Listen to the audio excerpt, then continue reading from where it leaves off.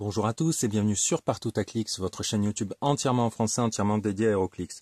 Aujourd'hui, nous nous retrouvons pour faire le bilan d'une brique Smash and Destroy. Alors là, je vais vous faire une présentation un peu différente des dernières fois parce que l'extension est vraiment particulière. Donc, nous avons une brique c'est 12 boosters de 5 figurines, nous avons donc 60 figurines au sein de la brique.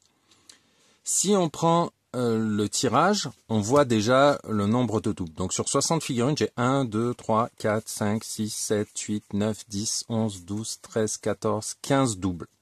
Donc ça veut dire 45 figurines différentes. Est-ce que sur une brique, on a un CUR complet?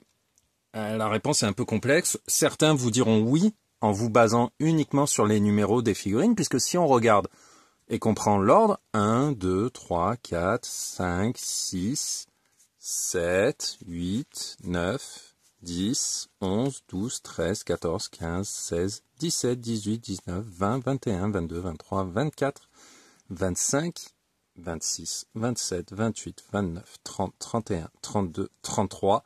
Et sachant que la numéro 34 est une super rare, avec une brique, en théorie, vous avez tous les numéros de figurines des communes, peu communes et rares. Si vous avez été un petit peu attentif, lorsque je vous ai montré les figurines, c'est que vous avez dû remarquer, vous avez un A, un B. Alors, pas toutes les figurines ont cette petite lettre à côté, cela veut simplement dire que il y a des versions alternatives sur certaines figues. Là, par exemple, pour le Hulk, j'ai le 1A et le 1B. Il manque le 1C pour avoir les 3 Hulk différents. Et on se dit, c'est un petit peu dommage, puisque dans les doubles, on a un Hulk B, 1B. On se dit, ah, on aurait pu avoir la dernière version manquante. Ensuite, si on continue, on a 4A, 4B. Donc là, normalement, on a tout. Hop, 5, 6. Alors, arcade, cette version d'arcade est un générique qui se joue très bien avec la version rare. Donc, en avoir un petit peu plus, c'est toujours sympa. Les génériques, moi, c'est pas gênant en termes de double. Vous voyez, une deuxième Valkyrior, ça vous fait une petite guerrière qui a de la relance, qui est très jouable et qui est très sympa. Donc, je prends un deuxième d'autres Damage Control Worker, selon si vous voulez faire des petits scénarios, des petites parties sympas. Voilà, donc se dit c'est plutôt cool. Quand on avance, là on voit Absorbing Man. Alors lui c'est particulier puisqu'on voit qu'on a 7A, 7E. Alors hein, il y en a un petit paquet hein, puisque ça va jusqu'à G, sachant que la G c'est une chase, c'est même pas une commune. Donc si vous voulez avoir toutes les versions d'Absorbing Man, il faudra réussir à collecter toutes les différentes communes plus une chase.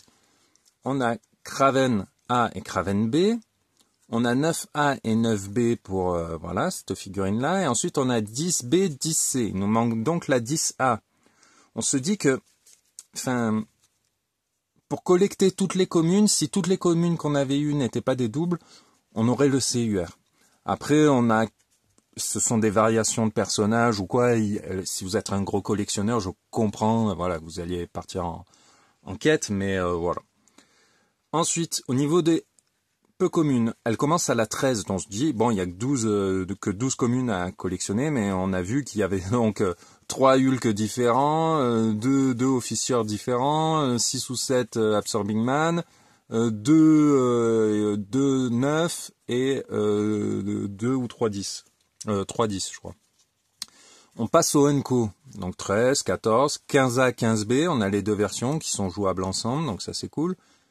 16B, la 16A c'est Steve Rogers, donc c'est dommage, puisque là on voit encore qu'on a 3 Unco, on se dit que on aurait pu avoir les versions alternatives, ce qui est le cas pour Hazmat, 24A, 24B. Ce qu'il faut savoir c'est que ces versions A et B, pour celles-ci, ce ne sont pas des primes. Les primes, qui sont aussi notés B, hein, il faut savoir bien qu'elles ont un cerclage vert sur la carte. Ça n'a rien à voir avec le niveau de rareté ou avec le fait qu'il y ait inscrit B. Là, vous voyez, on a une figurine 24B qui est peu commune. Elle a beau avoir du vert sur le niveau de rareté et être une B, ce n'est pas une prime. Une prime, ici, vous voyez, on a un petit cerclage autour du symbole, autour du niveau de rareté ici, qui est argenté pour dire que c'est unique. Eh bien, quand c'est vert, c'est une prime. Donc ça n'a rien à voir. Au niveau des rares, donc globalement on a tout. Simplement on voit qu'on a un 27B pour Taskmaster, il y en a deux différents. Un 28B, deux en plus de celui-là, hein, il y a 27A et 27C. Il y a une autre version de Goliath, c'est Giant Man 2, c'est le même personnage mais d'un autre costume qui est le 28A. Le Rhino 29A, il y a un 29B qui pour le coup est une prime. Et même chose pour le Destroyer, il y a un Destroyer 31B qui est également une prime. Donc, alors oui, on a tous les numéros de la première commune à la dernière rare. Non, on n'a pas un CUR complet, puisqu'il va manquer les versions alternatives de différents personnages, sans compter les primes. Donc voilà. Mais pour une brique, je trouve que c'est quand même pas mal d'avoir au final que on a 60 figurines, donc c'est 10 de plus qu'avant, et on a 3, 6, 9, 10 doubles. En fait, le booster, les deux boosters en plus qu'on a par rapport à quand on était à 50 figurines, ça nous apporte deux boosters de double, mais on a également des génériques en plus, donc c'est plutôt pas mal. Au niveau des super rares, on en a 3. Ce qu'il faut savoir, c'est qu'il y a en plus donc une super rare qui a une version A et B, donc ça fait 2. Une Aero et Harpy plus une version Prime. Donc il manque 4 SR plus une Prime. C'est difficile à évaluer, on pourrait dire qu'on est à la moitié et que peut-être avec de la chance, un carton vous permet d'avoir quasi toutes les SR, donc c'est plutôt cool. Il n'y a pas beaucoup de figurines de numéros différents dans l'extension, donc ça permet de grappiller assez vite. Au niveau des Shays, on en a eu une. Il y en a 1, 2, 3, 4, 5, 6, 7 autres, plus la Absorbing Mine. Donc, vous voyez, il y a plus de Shays à récupérer que de SR. Donc j'espère pour vous que vous en aurez une dans votre brique. Moi j'ai eu la chance d'en avoir une, de ne pas avoir de prime. Donc bon, voilà. Au niveau des Legacy, il y en a une dizaine. J'ai eu Maestro. Hop, la chance, j'ai la petite figurine qui va avec. Donc, sachant que vous avez une Legacy par brique et qu'il y en a 10, eh bien, courir après les Legacy pour cette extension sera un petit peu compliqué. Mais bon, voilà. Quand on aime, on compte pas. Au niveau des équipements, et je parle des équipements qui viennent en plus du booster et non pas par exemple, du Destroyer qui est un équipement. Il y en a un, je l'ai eu, c'est le Wrecking Ball. Donc, voilà, il n'y en avait qu'un. Donc j'ai eu la chance de tomber dessus. J'espère que ce sera le cas pour vous aussi. Au niveau des one-shots, il y en a 4. J'en ai eu 2. Donc la 1 et la 2.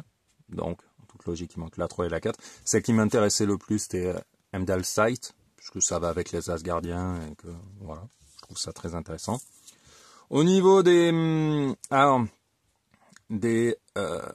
terrains, il y en a qui vont être des pièges, il y en a qui vont pas en être, vous allez avoir des objets, des marqueurs. Alors c'est particulier, puisque jusque-là, tout ce qui était marqueur de terrain n'avait pas de... On va prendre celui-ci, par exemple, n'avait pas... Vous voyez, de numéro de collection ou de, je sais pas comment le décrire, parce qu'on n'a pas de, ça correspond pas vraiment à Smash and Destroy au niveau de l'appellation, mais on a comme une sorte de, vous voyez, MV58010. Alors j'en ai compté qu'il y en avait entre 16 et 18, je crois. On en a eu quelques-uns, on en a eu 2 ou 3. Donc voilà, si vous voulez quand même des marqueurs de terrain pour vous amuser et tout, je vous conseille de prendre les Play Atom Kit. Il y en a toujours à l'intérieur, enfin très souvent en tout cas. Donc voilà, c'est difficile de dresser un bilan donc sur cette brique. Moi, j'en suis plutôt satisfait, hein. J'ai au moins tous les numéros. J'ai des génériques qui m'intéressent, notamment la Valkyrior et les arcades pour s'amuser. Des SR plutôt sympas, puisque j'ai Titania, j'ai Cinder qui va me permettre de pouvoir faire des équipes basées sur War of the Realms.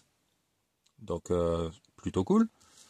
Une excellente Legacy, 2 one-shot dont une que je voulais absolument, une Chase que j'adore et qui va être tout à fait jouable avec les Gardiens de la Galaxie de Collector Stroke. Donc voilà, un bilan plutôt positif sur cette brique, pas de bugs, pas de choses manquantes, pas de casse. Et ça c'est très important, hein, puisqu'il y a eu certaines extensions où beaucoup d'éléments arrivaient malheureusement abîmés, ce qui n'est pas le cas ici. Donc voilà, un bilan très positif pour cette brique. J'espère pouvoir échanger mes quelques petits doubles contre les versions alternatives manquantes, récupérer les quelques SR et notamment les Chase avec le keyword Asgardian. Donc voilà, je vous remercie d'avoir suivi cette vidéo et on se retrouve très bientôt pour continuer nos vidéos didactiques sur les Team Ability, sur les différentes phases de jeu qui peuvent avoir leur importance, notamment quand on débute. Merci à tous et à bientôt.